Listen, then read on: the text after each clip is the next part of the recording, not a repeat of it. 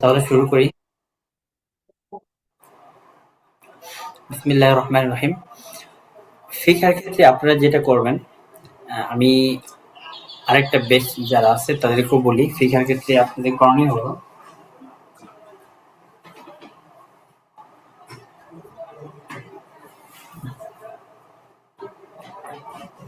আপনারা ফিকে হানাফিটা ভালো করে পড়বেন। ফিকে হানাফিটা ভালো করে পড়বেন, ঠিক আছে?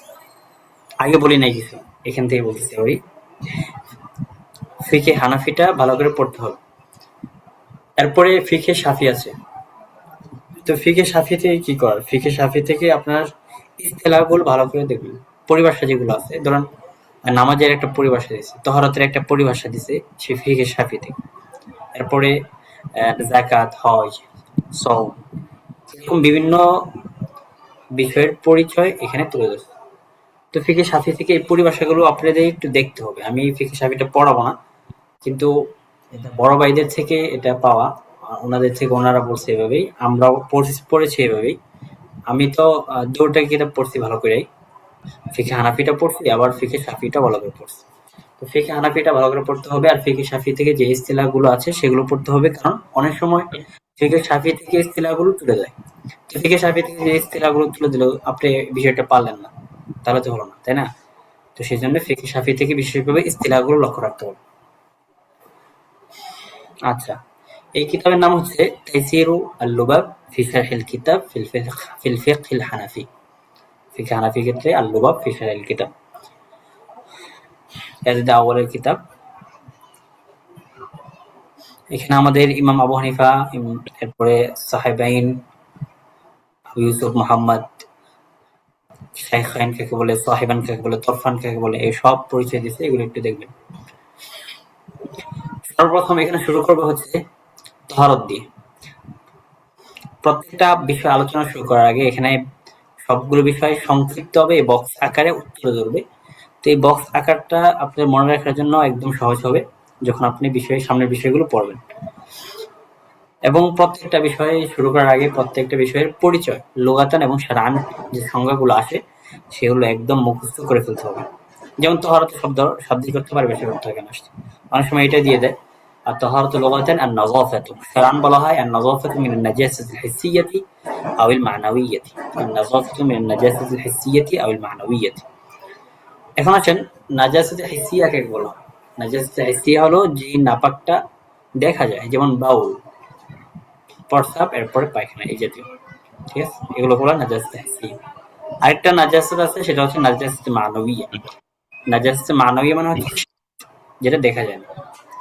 তাহলে এখানে তহরাতে শাব্দিক পারিভাষিক অর্থ মনে রাখতে হবে, এবং তহরাতে নাজাসাত মানবিয়া এবং হিসিয়াদের কি উদ্দেশ্য সেটা মনে রাখতে হবে। এবং প্রত্যেকটার উদাহরণ, হিসিয়ার উদাহরণ কি? বাউল এবং গয়েত। গয়েত মানে পায়খানা আর কি। আর মানবিয়া সেটা হচ্ছে শীত। এরপরে উযু। আল উযু লুগাতান মিনাল ওয়াদাআতি ওয়া হুয়া আল হুসন, সৌন্দর্য।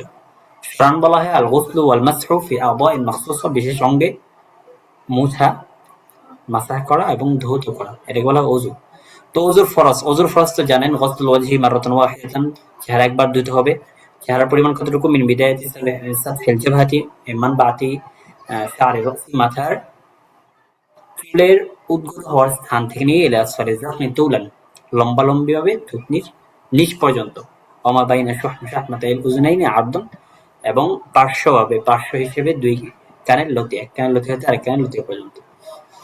এরপর ২ নম্বর ফরজ হলো গসলুল ইয়াদাইনি মা'আল মিরফাকাইনি মাররাতান ওয়াহিদাতান, একবার দুই কনুই সহ দুই হাত ধৌত করা। মিরফাক কাকে বলা হয়? অনেক সময় এর পরিচিত মিরফাক বলা হয় ওয়াল মাওদিউল লাযী ইয়ালতাকি ফীহি আস-সা'দ মা'আল 'আদুদি। মিরফাকের পরিচয়টা মনে রাখতে হবে। ওযুর ৩ নম্বর ফরজ হচ্ছে মাসহু রুবু'আর রাসি মাররাতান ওয়াহিদাতান, মাথার ৪ ভাগের এক ভাগকে একবার মাসাহ করা। ৪ নম্বর ফরজ হচ্ছে গসলুল রিজলাইনি মা'আল কা'বাইনি মাররাতান ওয়াহিদাতান। কা'বুন মানে টাকনু, দুই টাকনু সহ দুই পা ধৌত করে একবার। কা'বান দ্বারা কি উদ্দেশ্য? কা'বান দ্বারা উদ্দেশ্য হচ্ছে হুয়া মাল আযমানিল বারিজানি ফি আসফালি জানিবাইল কদম, অর্থাৎ এই যে পায়ের দুই পাশে নিচে যে দুইটা উঁচু হাড্ডি আছে সেটাকে বলা হয় কাপ, টাকনু। এরপর আসেন ওযুর সুন্নত কয়টা? অজুর সুন্নত গুলো আগে শুরু করার আগে এখানে সুন্নতের শাব্দিক পরিভাষার অর্থ বলছে। সুন্নত বলা হয় আত-তরিকাত লুগাতান, পথ ও পদ্ধতি, সেটা ভালো হোক হাসানাতান আও কবিহাতান অথবা মন্দ। কোরআন বলা হয় মা ওয়াযাবা আলাইহি নবী সাল্লাল্লাহু আলাইহি ওয়াসাল্লাম মা তারকিহি লাহু আহইয়ান, অর্থাৎ নবী সাল্লাল্লাহু আলাইহি ওয়াসাল্লাম যার উপর মুওয়াযাবাত করেছেন, ধারাবাহিকভাবে পালন করেছেন, তবে কখনো কখনো এটা তরক করেছেন, বর্জন করেছেন।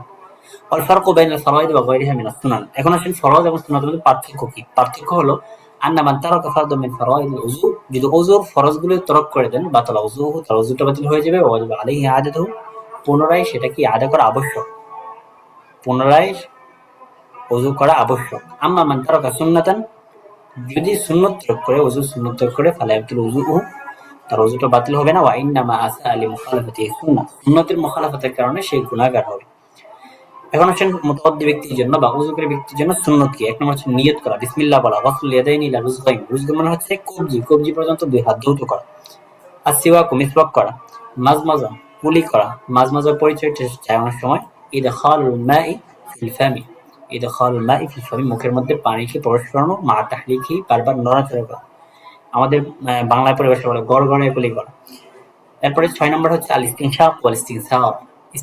ইস্তিনসার মানে হচ্ছে ইদখালুল মাই ফিল আনফি ওয়া ইখরাজি, নাকের ভিতরে পানিকে প্রবেশ করানো এবং বের করে দেওয়া। অনেক সময় ইস্তিনসারের পরিচয় চায়, এটা মুফসির হল। মাসহুল উযনাইন, দুই কান মাসাহ করা, তাখলিলুল লিহিয়াতিস সাকিলা আল্লাতী লা তুযহিরুল বাশার, যদি দাড়িটা ঘন থাকে তাহলে সেক্ষেত্রে খেলাল করা, তাখলিল আসাবে, আঙ্গুলগুলোকে খেলাল করা, গসল আদাই সালাসান, প্রত্যেকটা অঙ্গ তিনবার ধৌত করা, মাথাকে তো একবার মাসাহ করা, মাসাহ করা নাই, মাসহু জামিআ মারাতান ওয়াহিদাতান, সমস্ত মাথা মাসাহ করা একবার, এটা সুন্নাত।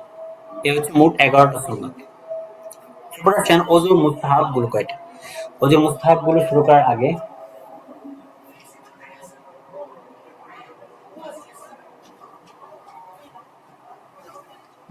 মুস্তাহাব কাকে বলা হয়? মুস্তাহাব বলা হয় আশ-শাইউল মাহবুব, পছন্দনীয় বিষয়। বিষয় বলা হয় মা ফাআলাহু নবী সাল্লাল্লাহু আলাইহি ওয়াসাল্লাম লাকিন লাম ইউযাব আলাইহি, অর্থাৎ নবী সাল্লাল্লাহু আলাইহি ওয়াসাল্লাম যেই কাজটা করেছেন তবে তিনি ধারাবাহিকভাবে সেটা করেন নাই, এটা হচ্ছে মুস্তাহাব।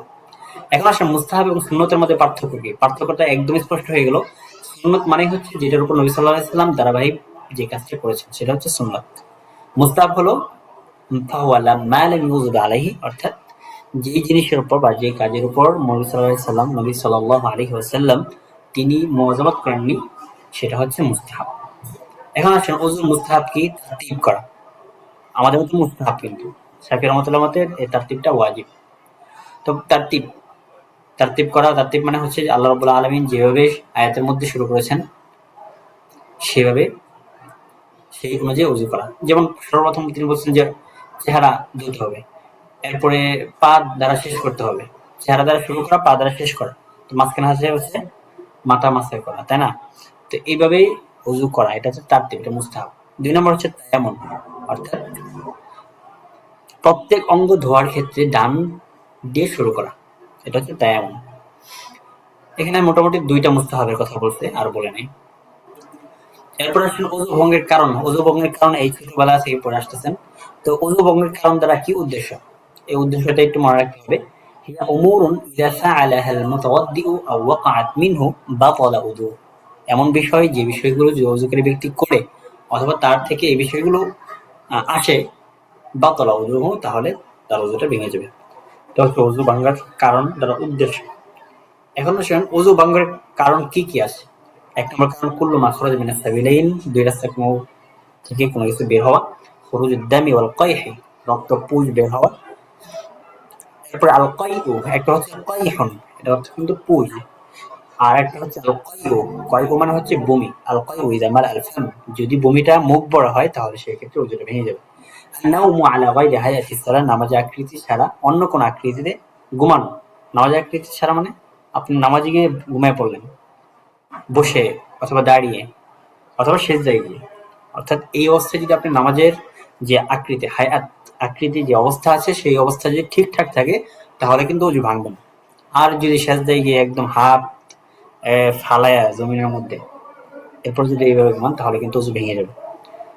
এরপরে 5 নম্বর হচ্ছে ইগমা, বেহুশ হয়ে যাওয়া, পাগল হয়ে যাওয়া, আল জুনুন আল কহকাহাতু দাখিলাস সালাতিন কামিলাতিন, অর্থাৎ পরিপূর্ণ নামাজের ভিতরে কহকাহা করা। কহকাহা মানে কি? কহকাহা হচ্ছে শিদ্দাতুদ দাহিকি, বিহাইসু ইয়াকুন মাসমাআন লাহু ওয়া লিমান ইয়াকিফু বিজাওয়ারিহি। কহকহা বলা হয় এমন জোরে হাসা যে সে নিজেও শুনতে পায়, তার পাশে যে আছে সে তার পাশে যে দাঁড়িয়ে আছে সেও শুনতে পায়। এটা হচ্ছে কহকহা। এই কহকহাটা যদি পরিপূর্ণ নামাজে হয় তাহলে সেই ক্ষেত্রে নামাজটা ভাঙবে। পরিপূর্ণ নামাজ বলতে এখানে যেই নামাজের রুকু সেজদা আছে।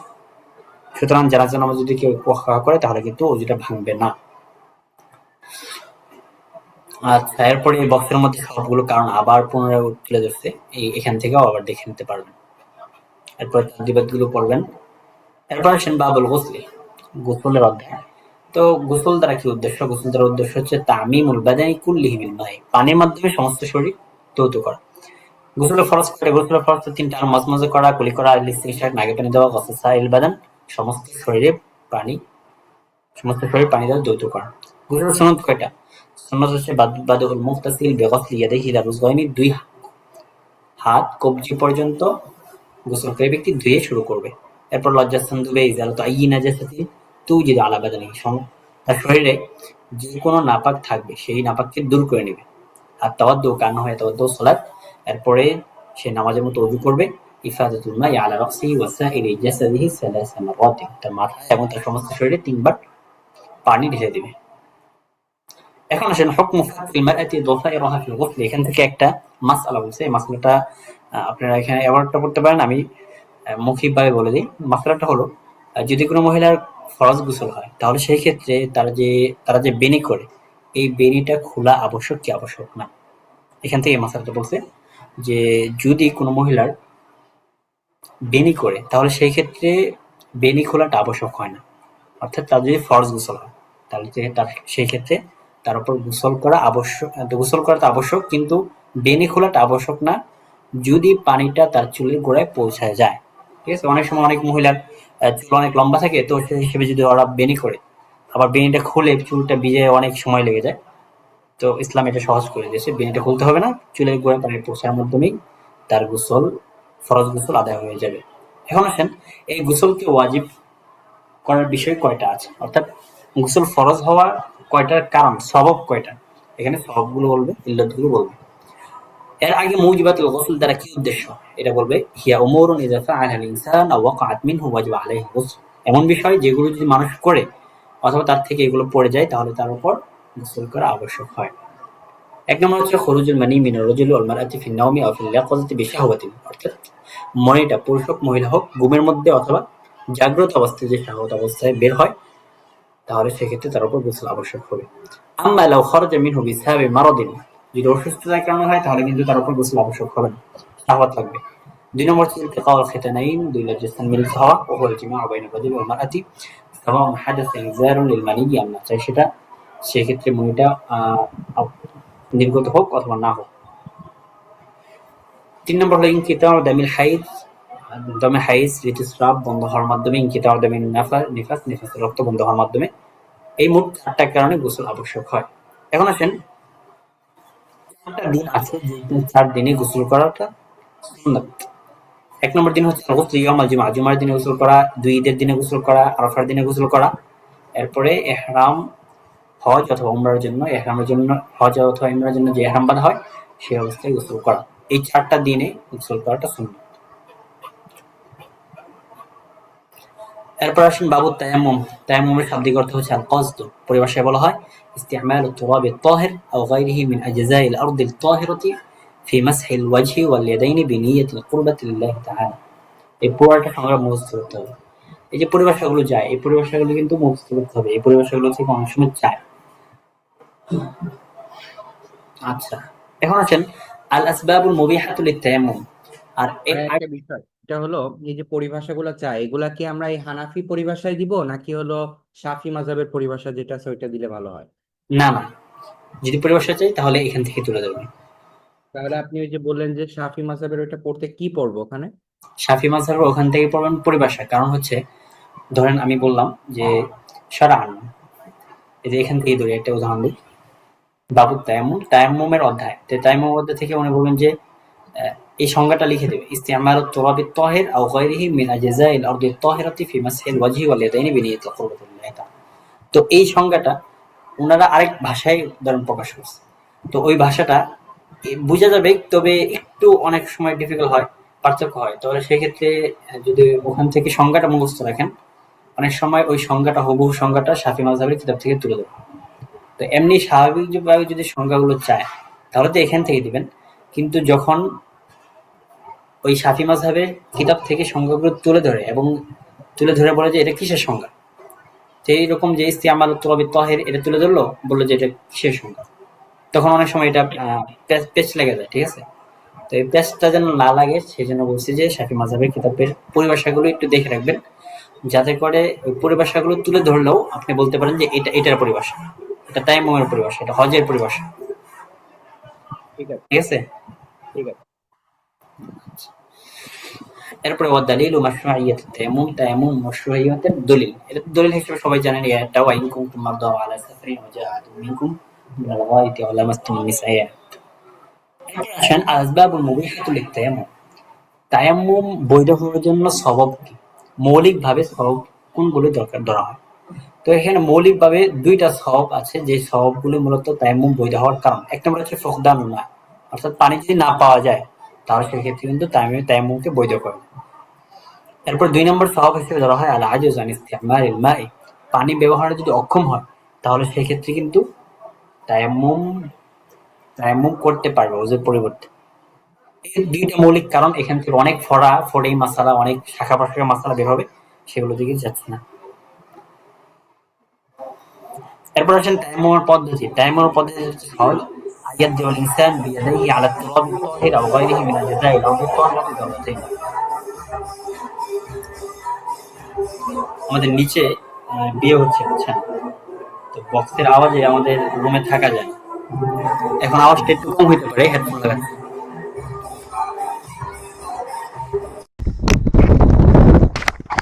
সমস্যা নাই ভাই, চালাই যান। এদের তো আর বললে লাভ হবে না।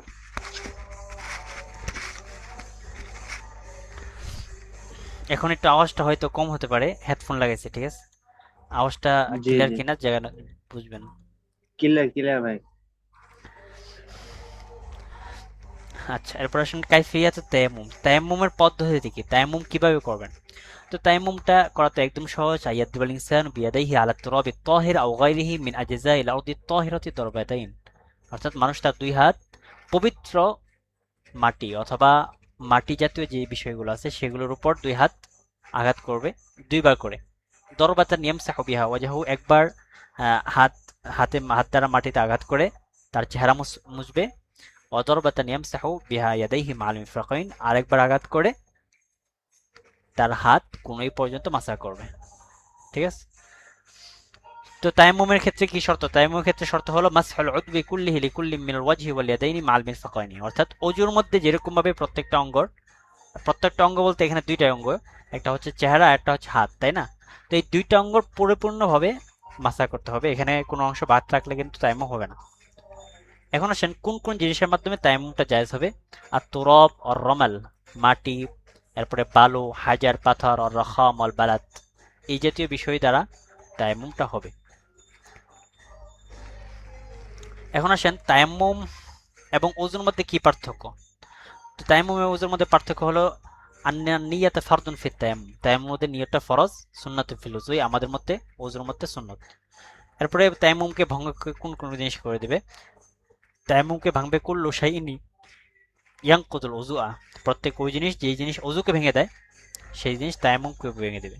তবে তায়াম্মুমের মধ্যে আরেকটা বিষয় আছে, সেটা হচ্ছে রুইয়াতুল মাইল কাফি লিল উযুই ইযা কদরা আলা ইস্তিমালিহি, অর্থাৎ যদি সে পানি ব্যবহার করতে সক্ষম হয় তাহলে সেই ক্ষেত্রে সে যদি যথেষ্ট ওযুর জন্য পানির পরিমাণ, এই পরিমাণ পানি দেখে যে পরিমাণ পানি তার জন্য ওযুর জন্য যথেষ্ট হয়ে যায়, তাহলে সেই ক্ষেত্রে কিন্তু ওযুটা ভেঙে যাবে, তায়াম্মুমটা ভেঙে যাবে। এরপরে এখানে কিছু মাসআলা বলছে, এই মাসআলাগুলো একটু দেখতে হবে। এরপরে আসেন বাবুল মাসহি আল খুফাইন, দুই মুজার উপর মাসা করার হুকুম। দুই মুজার উপর মাসা করার হুকুমের আগে এখানে খুফ এবং জাওরব কাকে বলে এটার পরিচয় আছে। খুফ মানে হচ্ছে মায়ুলবাসু ফিল কদাম মিন জিলদিন রকিকিন, পাতলা চামড়া দিয়ে পায়ের মধ্যে যেটা পরা হয় সেটাকে বলা হয় খুফ। পরিভাষায় বলা হয় মায়ুলবাসু ফিল কদামাইন ওয়া ইয়াসতুরুহুমা ইল কা'বাইন ওয়া ইয়াকুনু আদাতান মিনাল জিলদি, যেটা দুই পায়ের পরা হয় এবং সেগুলোকে টাকনু পর্যন্ত, সেগুলো টাকনুকে ডেকে রাখে, ইল কাবাইন সেগুলো এই মোজাগুলো টাকনু পর্যন্ত ডেকে রাখে, বা এখন আয়াদাতান মিনাল জিলদি এই খোফটা সাধারণত চামড়ার হয়ে থাকে। এরপরে আসে জাওরব। জাওরবের হুকুম সামনে আসবে, এখান থেকে শুরু পরিভাষাটা মনে রাখবেন, হুয়া মা ইতলাকুন নাউস আল আলাইহিল ইয়াউম আশ-শারাব, এটাকে বর্তমানে এটা শারাব বলা হয়। ফালাইসা হুয়াল খুফফা আশ-শারঈয়্যা আল মুরাদা হুনা ওয়া সায়াতি হুকমুহু, এখানে মূলত জাওরব দ্বারা শরঈ খুফ বা মুজা উদ্দেশ্য নয়। এই জাওরবের হুকুমটা সামনে আসছে, এই কারণে এখানে আলোচনা করব না। এখন আসেন মুজার উপর মাসা করার হুকুম কি বা হিকমত কি। হিকমত তো সহজ, তাখফিফাম মিনাল্লাহি সুবহানাহু ওয়া তাআলা আলা ইবাদিহি, আল্লাহ রাব্বুল আলামিনের পক্ষ থেকে এটা সহজন করা হয়েছে। ওয়া রাফআন লিল হারাজি, জি সোহেল বেল কিছু বলছেন? জি না ভাই। আচ্ছা, ওয়া রাফআন লিল হারাজি আনহুম, এবং বান্দার পক্ষ থেকে যে কষ্ট সেটাকে দূর করার উদ্দেশ্যে মূলত এই মুজার উপর মাসা করাটা মশরুয়াত করা হয়েছে বা শরীয়ত কর্তৃক অনুমতি দেওয়া হয়েছে। এরপরে এখান থেকে যে বিষয়টা মনে রাখতে হবে, শুরুতুল মাসহি আল খুফাইন, দুই মুজার উপর যদি মাসা করতে চান তাহলে সেই ক্ষেত্রে চারটা শর্ত আছে। এই চারটা শর্ত অনেক সময় সংক্ষিপ্তভাবে দিয়ে দেয়, এই চারটা শর্ত মুখস্থ করে ফেলবেন। এক নম্বর শর্ত হচ্ছে আইয়াকুন লুবসুহুমা বা'দা তাহারাতিন কামিলাতিন, এই উভয় মুজা পরিপূর্ণ পবিত্রতা অর্জনের পরে পরিধান করতে হবে। উভয় মুজা পরিপূর্ণ পবিত্রতা অর্জনের পরে পরিধান করতে হবে, এক নম্বর শর্ত। দুই নম্বর শর্ত হচ্ছে আইয়াকুনা সাতরাইনি লিল কদমাইন মাল কাবাইন, অর্থাৎ এই উভয় মুজা টাকনু সহ দুই পাকে ডেকে রাখতে হবে। আইয়াকুনা তাহিরানি, উভয় মুজা পবিত্র হতে হবে। চার নম্বর হচ্ছে আল্লাহ ইয়াকুনা ফিল খুফফি খারাকুন কাবীরুন ইউবাইয়িনু মিনহু মিকদারু সালাসাতি আসাবিআ মিন আসাবিআর রিজলি, অর্থাৎ মুজার মধ্যে এমন ছেঁড়া না থাকতে হবে, খরকম মানে ছেঁড়া, এমন ছেঁড়া না থাকতে হবে যার থেকে পায়ের 3 আঙ্গুল পরিমাণ প্রকাশ পায়, এমন ছেঁড়া না থাকতে হবে। আর যদি 3 আঙ্গুলের কম হয় তাহলে সেই ক্ষেত্রে কিন্তু মুজার উপর মাসা করা যায়। তাহলে মোটামুটি চারটা শর্ত যদি পাওয়া যায় তাহলে সেই ক্ষেত্রে মুজার উপর মাসা করা যাবে। এখন আসেন দুই মুজার উপর মাসা করার সময় কতটুকু। সময় তো জানেন, মুকিম, মুকিমের জন্য একদিন এক রাত, আর মুসাফির তার জন্য 3 দিন 3 রাত। এই মাসাহের মুদ্দতটা কখন থেকে শুরু হবে? মাসাহের মুদ্দতটা শুরু হবে হচ্ছে, ধরেন এখন মোজা পরলেন আপনি, এখন মোজা পরার পরে যখন আপনি ওয়াশরুমে যাবেন বা ওযু করবেন, তো এই ওযু করার পরে, অর্থাৎ আপনি এখন মোজাটা পরলেন, পবিত্র হয়ে মোজাটাও এখন পরলেন, এই পবিত্র হওয়ার পর যখন আপনার হাদাস আসবে, হাদাস আসগার, এই ছোট হাদাস, ইস্তেঞ্জা করলেন নাকি, তো এই ইস্তেঞ্জা বাউল হোক গায়েত হোক, এই হাদাস আসগারের পরে মূলত আপনার এই মাসাহের সময়টা শুরু হবে। মুজা পরিধানের সময় থেকে নয় কিন্তু, ঠিক আছে, এখানে বলছে এটা তাবদাউ মাদ্দাতুল মুসহি মিন ওয়াক্তি নাকদিল উযুই বা'দাল লুফসি, অর্থাৎ মুজা পরিধান করার পরে আপনি 2 ঘন্টা হোক, 1 ঘন্টা হোক, 3 ঘন্টা হোক, পরে আপনি ওয়াশরুমে গেলেন, তাহলে সেই ক্ষেত্রে আপনার তখন থেকে মূলত মুদ্দতটা শুরু হবে। এরপর আসেন মাওদিউল মাসহি আল খুফাইন ওয়া কাইফিয়াতুহু, দুই মুজার উপর মাসা করার স্থান কোথায়? স্থান হচ্ছে তো হুয়া যাহিরুমা, পায়ের উপরি ভাগে, ওয়ালাইসা বাতিনুমা মিমা ইলাকাল আরদি, যেটা জমিনের সাথে লেগে আছে সেটার উপর নয়। মাসা করা কিভাবে করবেন? মাসা করবেন হচ্ছে আনতামসাহা বিআসাবিইকা আলা যাহরি খুফফিকা, অর্থাৎ আঙ্গুল দিয়ে আপনার মুজার পিঠের উপরে মাসা করবেন। ফাতাবদাউ মিল আসাবিই, পায়ের আঙ্গুল থেকে শুরু করবেন, একবার পায়ের টাকনু শেষ করবেন। এরপর আসেন মাসাকে ভেঙে দেবে কোন কোন বিষয়। এক নম্বর বিষয় হচ্ছে মায়ানকুজ উযু, যেই সমস্ত বিষয় ওযুকে ভেঙে দেয় সেগুলো মাসাকে ভেঙে দিবে। 2 নম্বর হচ্ছে খলাউল খুফফি, যদি মোজা খুলে পড়ে যায় তাহলে সেক্ষেত্রে মাসাকে ভেঙে দেবে। 3 নম্বর হচ্ছে মুদিয়ুল মুদ্দাতি আল মুআক্কাদাতি লাহু, অর্থাৎ তার যে নির্দিষ্ট সময় আছে সেটা যদি অতিবাহিত হয়ে যায় তাহলে সেই ক্ষেত্রে কিন্তু তার মাসাটা ভেঙে যায়। এরপর আসেন আল মাসহু আল জাওরাবাইন, দুই জাওরাবের উপর মাসা করার হুকুম কি? তো জাওরাবের পরিচয়টা দিয়েছিলাম, মা ইউতলাকু আলাইহিন নাস ওয়াল ইয়াউম আশ-শারাব, যেটাকে বর্তমানে শারাব বলা হয়। তো এই জাওরাবের উপর বা কাপড়ের মোজা যেটাকে বলা হয় সম্ভবত, যে জাওরাবের উপর মাসা করা যাবে কি যাবে না, এটা নিয়ে ইখতিলাফ আছে আমাদের হানাফিদের মাঝে। হানাফি আবু হানিফা রাহমাতুল্লাহ আলাইহি বলেছেন যে লা ইয়াজুজুল মাসহু আলাল জাওরাবাইনি ইল্লা ইযা কানা মিনাল জিলদি, দুই জাওরার উপর মাসা করা জায়েজ নাই, হ্যাঁ যদি উভয়টাই চামড়ার হয়, যদি উভয়টাই চামড়ার হয় তাহলে সেই ক্ষেত্রে মাসা করা জায়েজ আবু হানিফা রাহমাতুল্লাহ মতে। সাহেবেন বলেন যে ইয়াজুজুল মাসহু আলাইহিমা ওয়া ইন কানা মিনাল কুতনি, তাদের উপর মাসাহ করা জায়েজ হবে যদিও সেগুলো তুলার হয়। ওনারা আরেকটা শর্ত লাগছেন, যদি তুলার হয় তাহলে সেই ক্ষেত্রে শর্ত হবে আইয়াকুনা সাখিনাইনি লা ইয়াশিফানিল মা, এমন মোটা হতে হবে যেগুলো পানিকে চুষে নেয় না। যদি এমন হয় তাহলে সেই ক্ষেত্রে সাহেবেনের মতে মাসাহ করাটা জায়েজ আছে। এরপর আসেন আল মাসহু আল জাবিরতি, ব্যান্ডেজ বা পট্টির উপর মাসাহ করার বিধান কি? আল জাবিরা, জাবিরা দ্বারা উদ্দেশ্য কি? জাবিরা দ্বারা উদ্দেশ্য হলো মাইউদা আল উদবিল মাকসুর হাত্তা ইউশফা, ভাঙ্গা অঙ্গের উপর যেই ব্যান্ডেজটা করা হয় যাতে করে সে দ্রুত সুস্থ হয়ে যায়, এটাকে বলা হয় জাবিরা। ইয়ামসাহুল মারিদু আল জাবিরাতি কুল্লিহা মাররাতান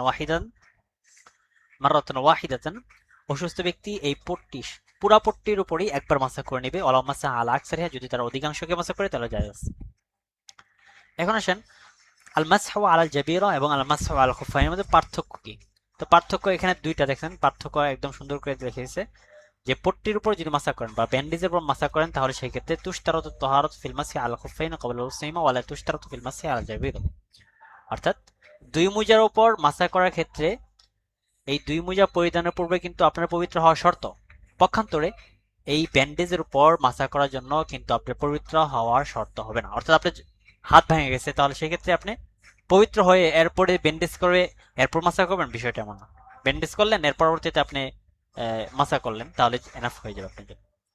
2 নম্বর হচ্ছে আল মাসহু আল খুফাইন লাহু ওয়াক্তুন মুহাদ্দাদুন, অর্থাৎ দুই মোজার উপর মাসাহ করলে তার একটা নির্দিষ্ট সময় থাকে। মুকিমের জন্য 1 দিন 1 রাত, মুসাফিরের জন্য 3 দিন 3 রাত। পক্ষান্তরে আল মাসহু আল জাবিরাতি গায়রু মুহাদ্দাদিন বিল আইয়ামি বাল বিশিফাই, পক্ষান্তরে ব্যান্ডেজের উপর মাসাহ করা এটা দিনের মাধ্যমে নির্ধারিত নয়, বরং যতক্ষণ পর্যন্ত না সে সুস্থ না হচ্ছে ততক্ষণ পর্যন্ত সে মাসাহ করতে পারবে। এরপরে এই সবগুলো বিষয় আবার বক্সের মধ্যে আবার তুলে ধরছি, সেখান থেকে বিষয়গুলো পড়তে পারবেন। এরপর আসেন বাবুল হাইদি ওয়াল ইস্তিহাদাতি ওয়ান নিফাসি, প্রত্যেকটা পরিচয় দিবে। হায়েজ কাকে বলে, হায়েজের শাব্দিক পারিভাষিক অর্থ, ইস্তিহাজ কাকে বলে, ইস্তিহাজের শাব্দিক পারিভাষিক অর্থ এবং তার সীমা, নিফাস কাকে বলে, নিফাসের শাব্দিক পারিভাষিক অর্থ এবং তার সীমা। তো হায়েজের শাব্দিক অর্থ হচ্ছে দামুন ইয়াখরুজু মিন রাহিমি ইমরাতিন বালিগাতিন হালা সিহাত, অর্থাৎ সুস্থ অবস্থায় একজন বালেগা মহিলার রেহেম থেকে যে রক্তটা বের হয় সেটাকে বলা হয় হায়েজ। হায়েজের সর্বোচ্চ এবং সর্বনিম্ন সময় কতটুকু? হায়েজের সর্বনিম্ন সময় হচ্ছে 3 দিন 3 রাত, যেটা 72 ঘন্টা বলা হয়। এরপর সর্বোচ্চ সময় হচ্ছে 10 দিন 10 রাত। এখন আসেন মহিলা, হায়েজগ্রস্ত মহিলার হুকুম কি, অর্থাৎ তার তার উপর যে ফরজ বিধানগুলো আছে সেগুলোর ক্ষেত্রে তার হুকুম কি? হুকুম হচ্ছে লা তুসাল্লি ফি মুদ্দাতিল হাইজ, অর্থাৎ এই হায়েজ অবস্থায় সে নামাজ পড়বে না এবং তার উপর এই নামাজের কাজাও করতে হবে না পবিত্র হওয়ার পরে।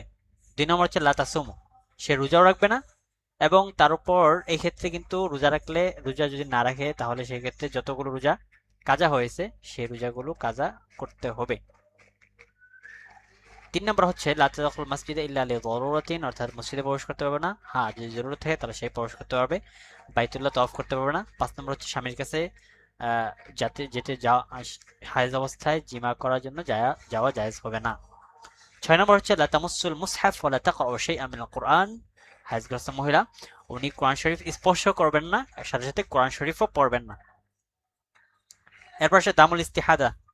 দামুল ইস্তিহাদা কাকে বলে? ওয়া কুল্লু দামিন তারাহুল মারআতু আকাল্লু মিন 3 আইয়ামিন আও আকসার মিন 10 আইয়ামিন ফিল হাইজি আও আকসার মিন 40 ইয়াওমান ফিন নিফাসি ওয়া কুল্লু মা ওয়া কাযা মা তারাহু আস-সাগীরাতু ওয়াল হামল, অর্থাৎ প্রত্যেক ওই রক্ত যেই রক্তটা মহিলা 3 দিনের কম দেখে অথবা 10 দিনের বেশি যে রক্তটা দেখে হাইজের মধ্যে, সেক্ষেত্রে এই 10 দিনের যে বেশি রক্তটা হবে অথবা 3 দিনের কমে যে রক্তটা হবে সেটাকে বলা হয় দামুল ইস্তিহাদা। অথবা 40 দিন তো নেফাসের সময় 40 দিনে আসে মূলত রক্তটা, তো 40 দিনের বেশি যদি কারো আসে তাহলে সেই ক্ষেত্রে সেটাকে ইস্তিহাদা রক্ত হিসেবে উঠানো হবে। এমনিভাবে ছোট বাচ্চা যারা আছে, এমনিভাবে গর্ভবতী মহিলা, এদের কিন্তু হায়েজ আসে না, তাই না? তো এদের যে রক্তটা আসবে সেটাকে বলে দামে ইস্তিহাদা। তো দামে ইস্তিহাদা তাদের হুকুম কি? তাদের হুকুম হলো তারা নামাজ থেকে, রোজা থেকে কোনোটা থেকে বাধাগ্রস্ত হবে না, অর্থাৎ নামাজ পড়তে পারবে ওযু করে, এরপরে রোজা রাখতে পারবে, এক্ষেত্রে কোনো সমস্যা নাই। তবে এক্ষেত্রে একটু মনে রাখার বিষয় সেটা হচ্ছে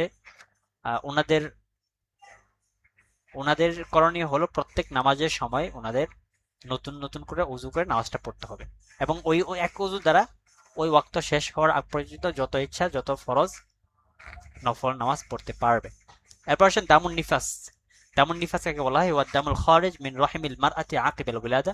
সন্তান জন্মগ্রহণের পরে মহিলার রেহেম থেকে যে রক্তটা বের হয় সেটাকে বলা হয় দামুন নিফাস। নেফাসের সর্বনিম্ন এবং সর্বোচ্চ সময় কত?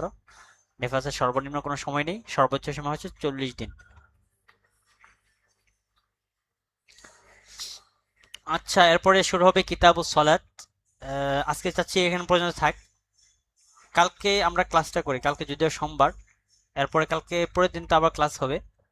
আহ, আমার বাইরে এত আওয়াজ আসতেছে, আমি যেগুলো বলতেছি মনে হচ্ছে আমি কিছু শুনতেছি না। কালকে তাহলে ভাই কয়টা বাজে শুরু করা যেতে পারে? কালকে সকাল 10টায় যদি শুরু করি, আপনাদের সমস্যা আছে? সকাল 10টা, 11টায় করা যায় না ভাইয়া? 11টা?